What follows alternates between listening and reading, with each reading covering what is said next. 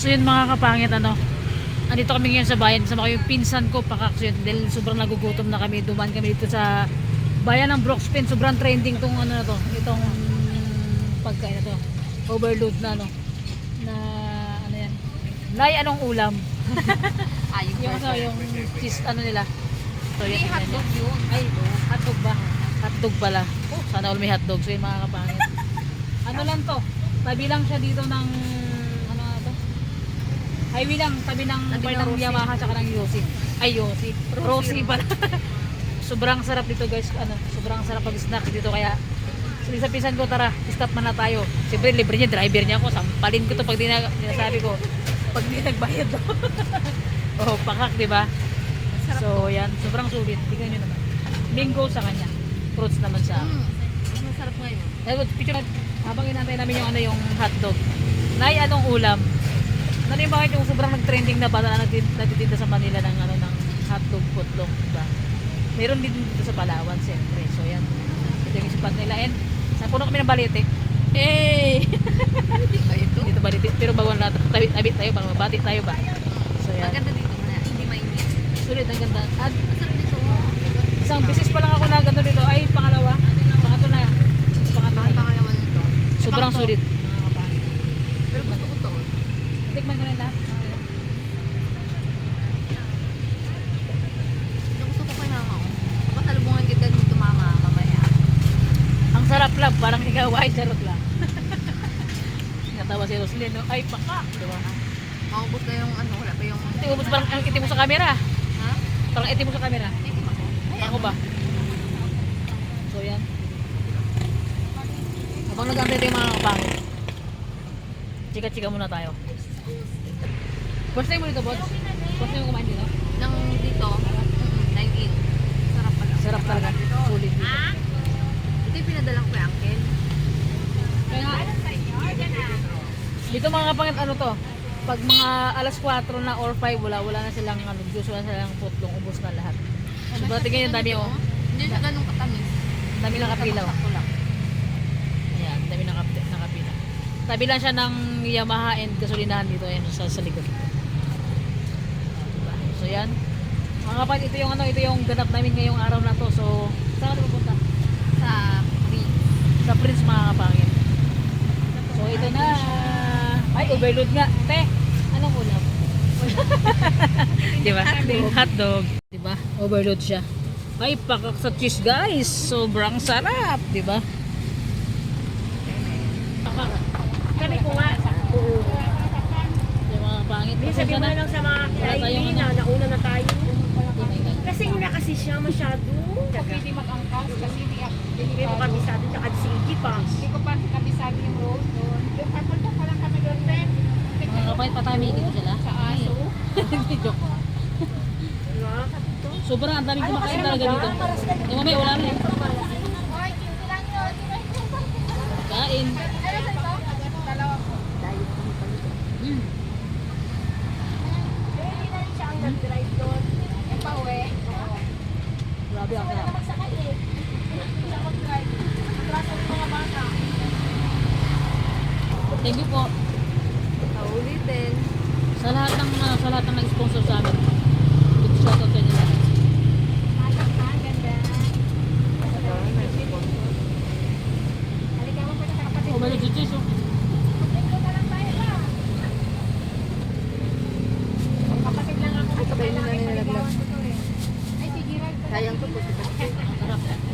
Tanggapin ni Michelle. Uy, magwapo na yung Michelle. Magkano? Pag-uwi nun, hindi ko nakilala. Kanina boy na yun. Nasa ayaw ko ko eh. Diyan din na may nila. Ayaw ko pangatlo.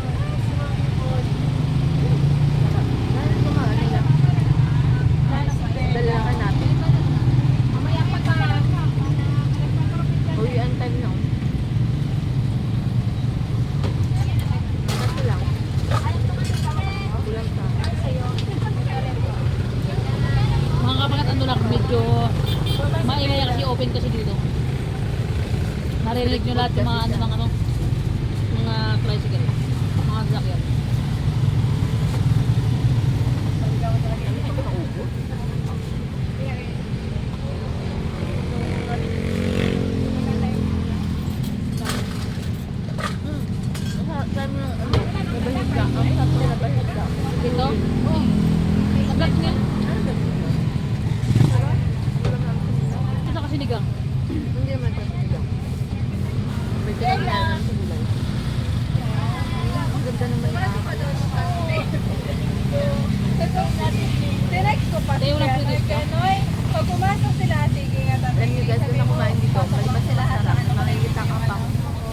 magagandang chicks Ma'am, ay ka. nakaalis na sila.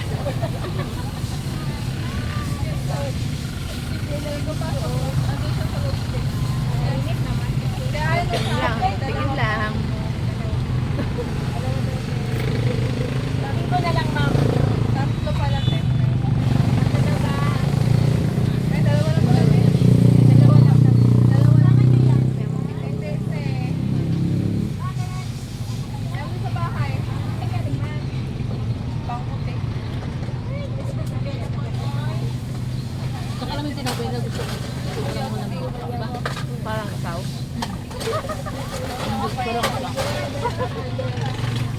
Yung malambot kapag siya ang mabait mo na ako doon. Pagpasok na lang kayo, te. Tama lang to, kasi hindi masyado malam. Kasi nagawin ka daw, nagawin daw kayo. Nagawa ko nito. Kaya nga, tama talaga sa pera. Grabe ka init. Ay, te, tagal lang sa Mga kapatid, sabay niyo kami Friday merienda. kami umalis, Saturday, Sunday, Monday kami umalis.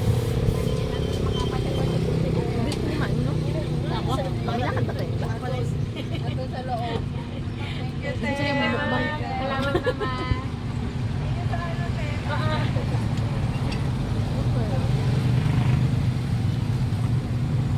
Dalaga pa yun, te? Dalaga pa po? Asawa na ka. Si Boss Ray, asawa niya. Ay? Boss Ray. Espanyola? Espanyola? Yung may ano dyan? Building. Ah. May Espanyola. Rural ba? Oo. Asawa niya pala yun.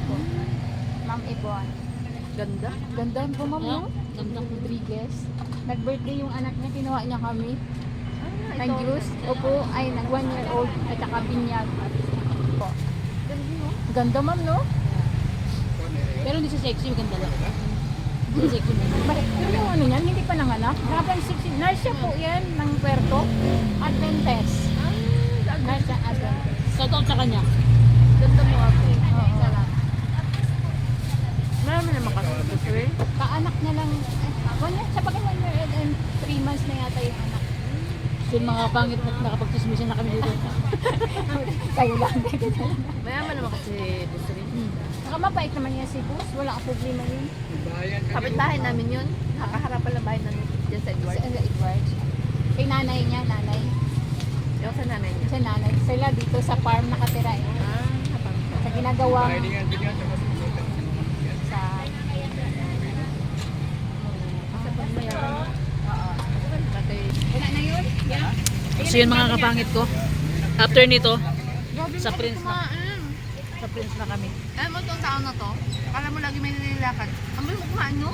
Kat sa bahay, grabe mo kumain. Hanggang talaga. May Hindi oras. ba bagal-bagal? Baka makain ng iba. Bisa yung tirahin mo na. Baka tirahin pa ng iba. Tirahin mo na guys. Baka tirahin pa ng iba. Mga pinsan ko si Roslyn. Ang tawag ko sa kanya ni Roslyn, Dudes Pakak, di ba? Parang Alam niyo mabarkada guys, lang kami. magwa 1, 2, 3 kami dito. Wala kami pambayad. Tulong na lang kami magluto. Naglagay ng ice dito. Pero sulit na no? Sa prison nila. At so yun mga kapangit. So yun, dito na kami sa Prince mga kapangit. Kasi nga, bibili yung pisan ko mga kapangit ano ng electric pan. So nagpasama siya. Kaya sinamahan ko na lang mga kapangit. So yan. Total, nandito na rin naman na tayo sa loob. Bibili tayo mga kapangit ng, ano, ng alcohol mga kapangit. Kasi naubos na yung ating alcohol. Alright, and bibili tayo ng babango. Dito kasi mga kapangit sa loob, pagka gusto mo mag-shopping talaga, kompleto na sila dito. Wala ka nang ano, wala ka nang hahanapin dito. Dito may grocery na sila. May mga ano kompleto na sila dito mga kapatid. If ever na gusto mo mag-shopping dito sa Prince, talagang hindi ka nalalabas ng ibang ano pa para tumingin ng anong pwede mong bilihin. Lahat kompleto na sila dito mga kapangit ko ng ano so yan, may mga ano sila, may mga salasit. Basta't kompleto na dito mga kapatid. If ever na gusto mo mag-shopping dito, fakak, di ba? Aywan ko dito sa pinsan ko anong bibilhin nito. Bibili siya ng ano kasi mga kapatid ng electric pan. Dahil daw nasira ng electric pan nila. Kaya sabi ko, sige. Sinama ko siya mga kapangit magbabayan para ipag-drive ko siya kasi wala siyang driver up. Pakak, ang yaman ng pinsan ko, driver talaga. So, hindi pa kasi siya pwede mag-drive ng motor niya. Kaya sabi ko, sige, ipag-drive ko na lang sa. So, yun mga kapangit, ikot-ikot muna tayo dito. Hanggang sa matagpuan natin siya, ay napakalayo niya. Hindi natin siya matagpuan mga kapangit. And yun na nga mga kapangit ko. Ikot-ikot muna tayo mga kapit hanggang sa mahilo tayo dito mga kapit. Hindi, naghahanap tayo ng alcohol mga kapangit. Ayun, and so yun, sa sobrang ikot ng ikot ako dito mga kapit, baka sakali matagpuan ko siya. Di ba? Sana all mga kapangit. Pero hindi natin siya matatagpuan dito. Hindi natin siya matatagpuan dito dahil napakalayo niya. So nagtanong tayo dito sa mga kapit, sa staff nila kung saan yung alcohol. Dahil nga parang naikot ko na rin lahat Hindi ko makita kung saan nakalagay yung mga kapangit ko. And so yun mga kapangit, pagkatapos nito, dadaan kami ng pinsan ko sa street food. Sulit, Diyos ko, yung pinsan ko, my God, parang parang walang kabusugan to yung pinsan ko. Dahil takam daw siya kumain. Di sige kako, fight, dadaan tayo. So yun mga, kumuha na tayo ng alcohol dyan. And siyempre, sa bahay talaga mga pangit, hindi talaga ako nagpapaubos ng alcohol dahil mahilig talaga ako magkuskus sa kamay. Alright, di ba? Alcohol na lang yung nagpapatibay. Ayaw ko, sana all maging matibay. So yan, naghahanap pa na yata kami ng pinsan ko, hindi ko siya makita kasi umikot-ikot din siya mga kapangit. So ikot tayo ulit hanggang sa mahilo siguro tayo sa kakaikot dito So yan. And siyempre mga kapangit ko, big shout out po sa lahat ng viewers natin, sa lahat po ng sumusuporta, sa lahat ng walang sawa nanonood sa mga vlogs natin mga kapangit. Thank you so much po na always na nandyan kayo, and lagi ko pong sinasabi na hindi po ako magsasawa talaga na magpasalamat sa inyo. So yan, yung pinsan ko nagtagpo na rin kaming dalawa. So hindi mga kapangit, yung pinsan ko hindi siya nakabili diyan ng electric pa na gusto niya kasi wala yung gusto niyang design and wala yung gusto niyang brand. Alam niyo naman talaga, totoo naman talaga, kapag may gusto ka, kailangan mong antayin. Ay pakak, hugot pa more. Alright, diba? So yan, sabi ko sa kanya, let's go na. Sabi ko sa kanya, dahil pahapon na nga, sabi ko sa kanya, yung pinsan ko ayaw magpapigil. Gusto pa yata bilhin lahat ng laman ng Prince. Ayaw ko, sana all mayaman, diba? So yan, antay-antay muna natin siya. Tanggal muna tayo ng sombrero para kasing pakiramdam mo sasabog yung ulo ko sa lamig, hindi pala sa init mga kapit. Dahil sobrang init kasi kanina habang nagbibiyahe kami ng pinsan ko. So yan, antay-antay na natin siya kasi nga mayroon pa siyang kakwintuhan. So yan, daw siya, mag-a-apply yata siya dito, magiging tindira. Hindi pa yata siya kontento sa sa tindahan niya. Ay wait lang, sabi niya, magpasa muna ako ng biodata ko. Alright, sana all pumapasa ng biodata. Nako, pero para sa akin, hindi mo na kailangan magpasa ng biodata, pasado ko na kaagad. Diba? So yun mga pinag-uusap kami kasi nga bibili siya ng pasalubong sa anak niya. So yun, sabi ko, ito na yung bibilihin ko kako. Sabi ng pinsan ko, ano mo ba yan? Sabi ko, pang buhos ko lang sa bahay. Ay, mayaman. Diba? Pakak. So yun, ito mga kapatid, itong pinsan ko mga kapatid, sa totoo lang, pagkasama ko siya, parang hindi kami magpinsan, parang magkapatid kaming dalawa mga kapatid, nagbabardaguran lang, diba? So yun na nga, sabi ko sa kanya, isang ikot mo pa, itumba na kita. Sabi ko sa kanya, ikot ka ng ikot, tara na, let's go na. So yun mga kabangit. So yun mga kapatid, bumili na rin ako ng pabango ko na Axe kasi talaga paubos na yung ating pabango mga kapatid. Ako kasi mga kapatid, hindi ako makalabas ng bahay kapag hindi tayo nag-spray ng pabango mga kapangit. And isa kasi sa pinakagusto ko talaga pag lumalabas talaga, kahit walang ligo, at least nakapabango, diba?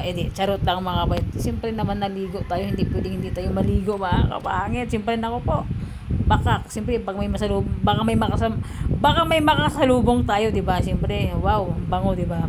Oy. So yan mga kapatid, bumili na tayo. Parang ang dami natin bibilihin dito, yun na naman yung bibilihin natin. Kaya na pa tayong ikot dito. So yan, hindi kasi yung pinsan ko nga, may hinahanap pa siya. Hindi ko pa alam anong gusto niyang bilhin na pasulubong sa kanyang mga junakis mga kapangit. So yan, sabi ko, tiyata ko nakapili na daw siya. So yun na nga mga kapangit. Yun, nag voice over tayo mga kapangit nga kasi nga alam nyo na copyright mga kapangit, takot tayo sa copyright. Alright. And so yun, nandito na kami sa mga alak kasi nga daw bibili siya ng tequila mga kapangit. Gusto mo talaga magpakalasing nga. So yun, bumili siya ng isang tequila mga kapangit. Try niya raw kung gaano katapang. Baka raw kasing tapang ng pagmamahal ng asawa niya. Sana all matapang yung pagmamahal, no?